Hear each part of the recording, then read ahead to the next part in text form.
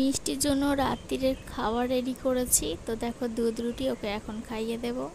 Good morning everyone, সবাই কেমন আছো? আই হোপ সবাই ভালো আছে। নতুন আরও একটি ব্লগে তোমাদের অনেক অনেক ওয়েলকাম। তো সকালে রান্নাবান্না কাজবাজ সমস্ত কিছু হয়ে গেছে। তো সারা সকালটা কি করলাম, কি রান্না করলাম তোমাদেরকে দেখাচ্ছি একটু পরে।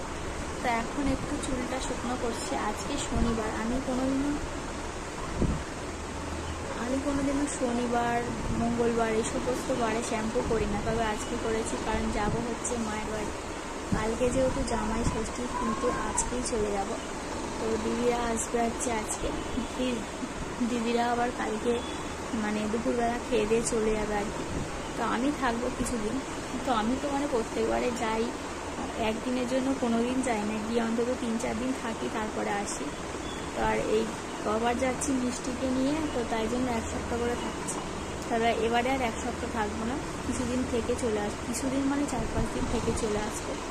তো এই তো আজকে বিকালবেলা যাব। তো বিকালবেলা কখন যাব সেটা এখনো ঠিক হয়নি। তো রুদ্র যদি কাজ থেকে দুপুরবেলা ছুটি করে চলে আসতে পারে তাহলে বিকালবেলা যেতে পারবো, আর যদি না ছুটি করে আসতে পারে তাহলে ও কাজ থেকে ঘরে এলে সেই রাত্রিবেলা বলতে ওই সন্ধ্যের দিকে, ওই 8টা সাড়ে 8টার দিক করে যাব।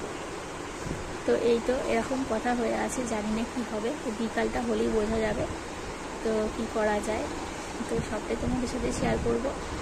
আর আজকে যাচ্ছি তার কারণ একটাই, সেটা হচ্ছে যে আজকে যদি বিকালে চলে যাই তাহলে মিষ্টিকে ওখানে রেখে দিয়ে মায়ের জন্য একটা কিছু শাড়ি কিনতে যাব আর কি। তো আবার আসবো আর কি। তবে মিষ্টিকে নিয়ে কিনতে যাওয়াটা অসম্ভব ব্যাপার। একবার গিয়েছিলাম, ভুগেছি। তারপর থেকে আর কোনো দিনও ওকে নিয়ে বেরোই না রাস্তাঘাটে। প্রচণ্ড পরিমাণে কান্নাকাটি করে। তো এমন কাঁদবে মনে হবে যেন কেউ ওকে মেরেছে।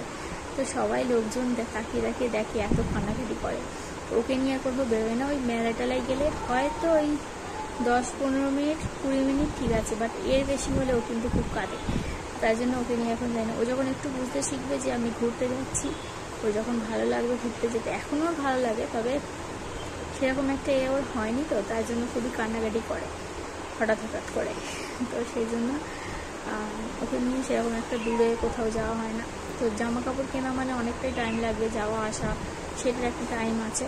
তো সেই জন্য ওকে নিয়ে কিনতে যাব না, ওকে মায়ের কাছে রেখে ওকে ঘুম পাড়িয়ে তারপরে যাব। তো দেখো সকালবেলা খাচ্ছিলাম হচ্ছে চা, দুজনের জন্য চা করে নিয়েছি। তো দেখো ঋতু এই কাপগুলোকে ফাটিয়ে ফেলেছে, তো এখানে একটু চিড় খেয়ে গেছে। তো বিস্কুট আর চা দিয়ে বিস্কুট আর চা খেয়ে নেবো। আর এখন দেখো সকালবেলা আজকে একটু দেরি হয়ে গেছে ভাত বসাতে। তার আগে এখানে ডাল বসানো হয়েছে, অনেকটা ডাল হবে, আলু ভাতের ডাল হবে, পটল ভাজা হবে। তো এই হচ্ছে আজকে আমাদের রান্নাবান্না।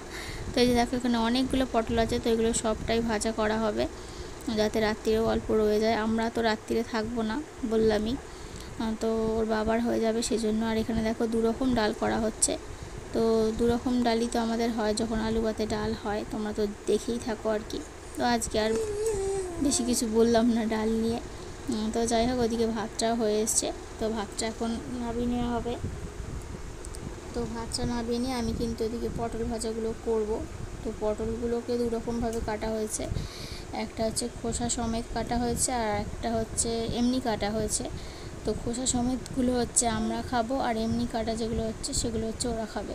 তো এই যে দেখো এখন পটলগুলোকে ভেজে নিচ্ছি। আর পটল ভাজতে গেলে কিন্তু প্রচুর পরিমাণে তেল লাগে। তো আমি বলেছিলাম যে পটল অল্প করে ভেজে বাদবাকি পটলটা দিয়ে পটলের তরকারি করে দিই। তো কিছু বললো না, তো তাই জন্য সব কটাই পটলকে এখন ভাজতে হচ্ছে। তো পটল ভাজতে যেরকম সময় লাগে, কাটতেও সময় লাগে, তেলও লাগে, এমনকি অনেকটা টাইমও লাগে পটলটা ভাজতে আর কি। তো কী আর করা যাবে।